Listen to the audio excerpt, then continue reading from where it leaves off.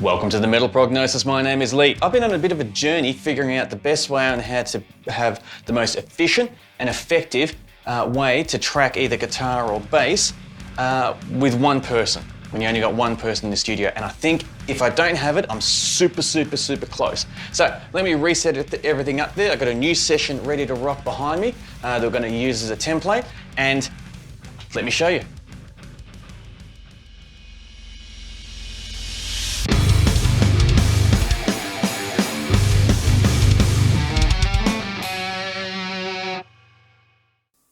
All right, now I've got everything set up ready to run you through. So first thing we need to keep in mind is this is for reamping.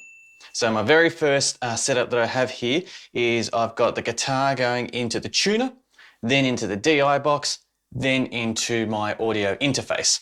So in between takes, after every 2-3 takes, or sometimes the next take, keep tune. Make sure it's always rocking. And also what I've got here is just got my Fortin NTS, just so I've got some good sound to make sure I've got the right characteristics that I want to capture while doing it. So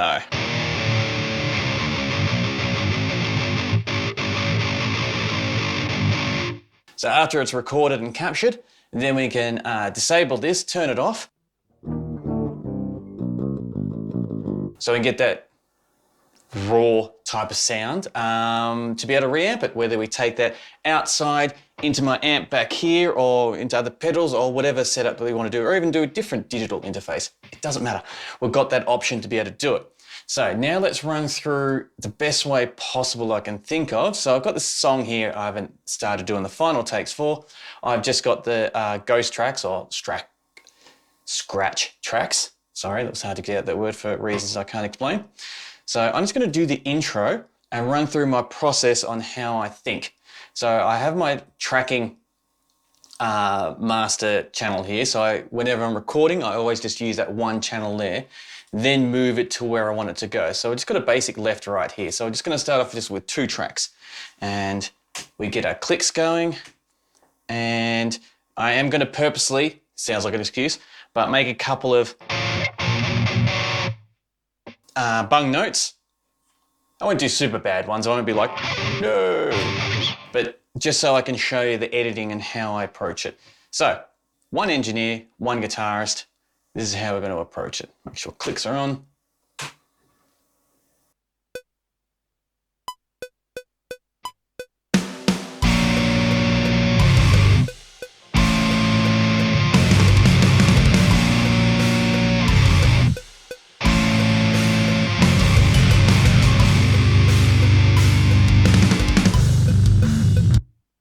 All right, so now we go back and check that out. So turn the monitoring off, clicks off, and just solo it.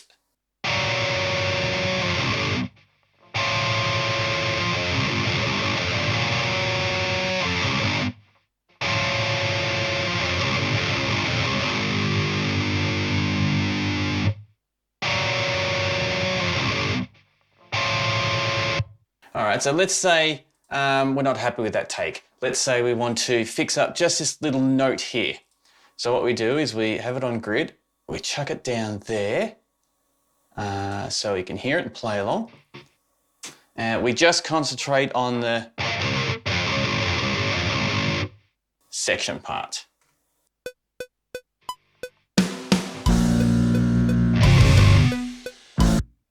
All right, sorry, I forgot to chuck that back on there. And just so I don't forget later.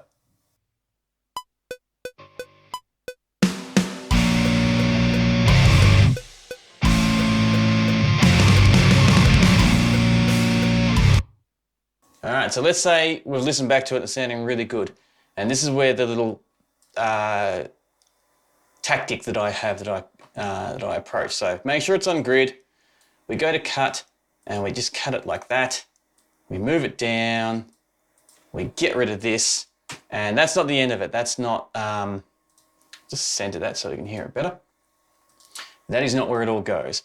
What we do now then is we turn it off grid and we make sure we blend it right when the note is actually starting. not to lock it on the grid 100%. So let's just hear that back. Sorry, turn off the clicks.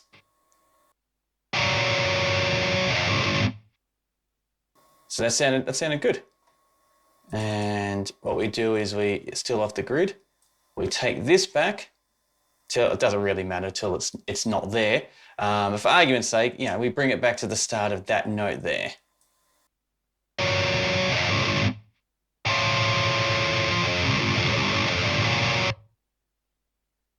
And let's just say we want to do, now before we move on, the next thing we just quickly check is if there's any pops. So we turn off the Fortin and just listen for any big comes through. Yeah, there was a little one there. So we don't want that. So we'll see if we can get rid of just doing a quick little fade in. Okay, so it's still there. So that's all right. So what we do is we cut it here and we bring back this one. I'll make sure that's unfaded. So now we just got a tiny little crossover. And then what we're going to do is, is that enough? Maybe just a little bit like that. Push X for a crossfade. Now we check it out. And now there's no, I'll chuck one on the end too, but that's just over nothing, so it doesn't matter. Smooth. And then we chuck on the Fortin back again.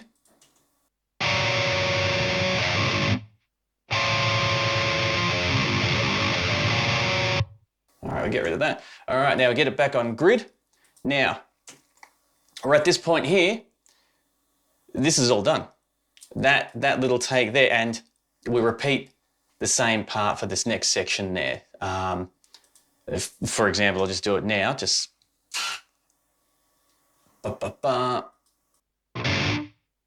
clicks.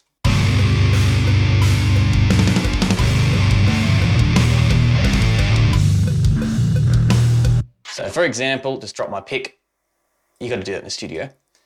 And what you do is keep it on grid, either cut it or drag it.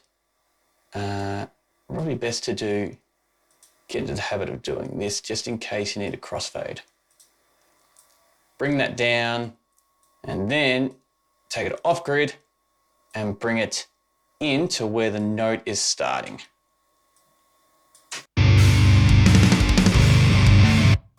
Yes, and then we check it to make sure there's no clicks. Oh, there's solo, buddy.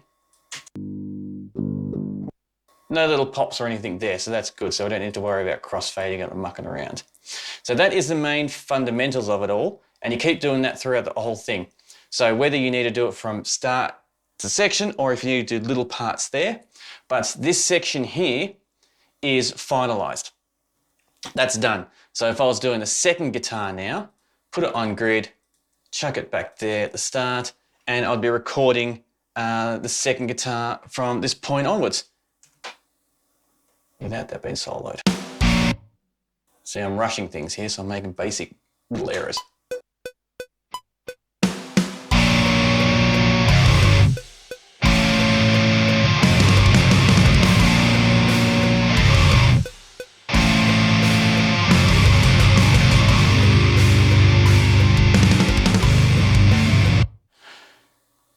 Now, a couple little bung notes there. So what I'd go through, I'll do the exact same thing. I'd move this down to here.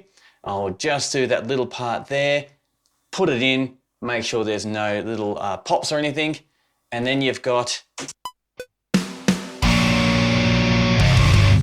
I'll put that all the way to the left.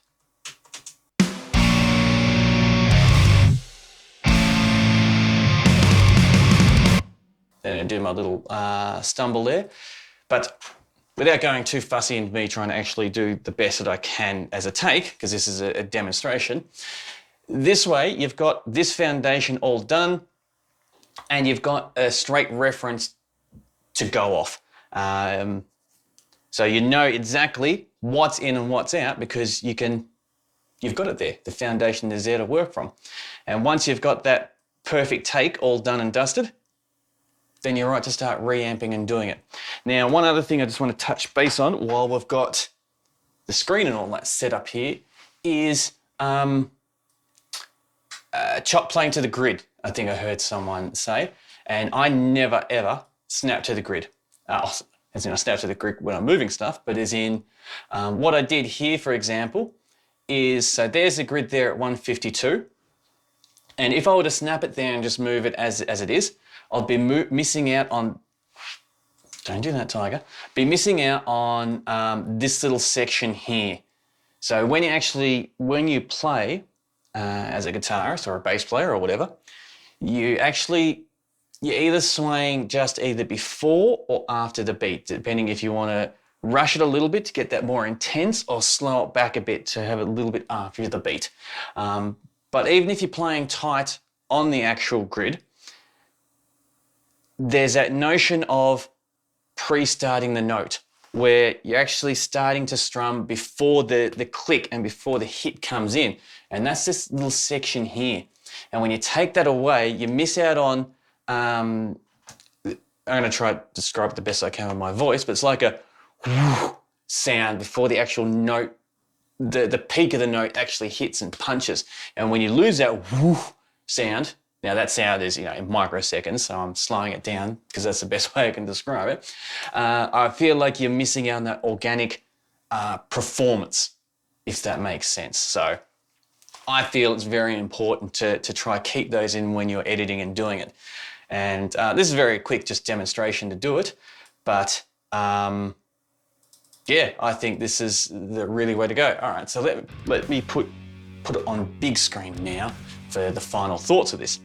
So the other way on how I used to do it is I would get that one section, for example, that I just played, and if I was quad tracking the guitars, having 2 in the left, 2 in the right, there's 4 takes that I'd need to do. So I'll do those 4 takes, and I would want to do a couple of extra on top of them. So I'd probably do between 8, because you'd have probably 8 to 10 different takes for that one section, for that full length. And that full length was, let's see, 20 seconds. So you're looking at 20 seconds worth of recording-ish, on average per section they're actually recording.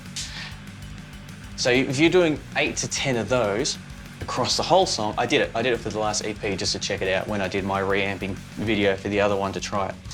It ended up being 1,187 takes I did for that. That's a lot. And you're falling into the trap of, if you're just doing them, trying to smash them out, and then to try see what you've got, well, you're hoping. There is a lot of hope, because if there wasn't anything there that had that, for example, that little part there that I redid, then you're in trouble. Or you're compromising. It's like, all right, which 2 do I have, or 4, because if you're quad tracking, are gonna line up exactly and just hope. And you're not gonna get the best and strongest performance by doing that, compared to this where you're just fixing it on the fly and you've got the best out of the best, because otherwise you don't move on until you've got it. And because we're relaying the next track straight after it to do each side, the left and right, if you're stereo tracking, they're going to be the best in tune. Because if you're doing 10, you don't know how much the first one is going to be different tune to the 10th one. Because things will slightly change, slightly move. You do your best to try tune in between it, but you know 100% if you're playing to it. So 1,187 takes compared to, I redid it just by doing this technique, and it ended up being, I think it was 217 takes.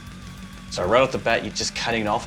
But those 217 takes are not full, like 30-second or 20-second blocks. Some of those takes are just little niggly little parts there.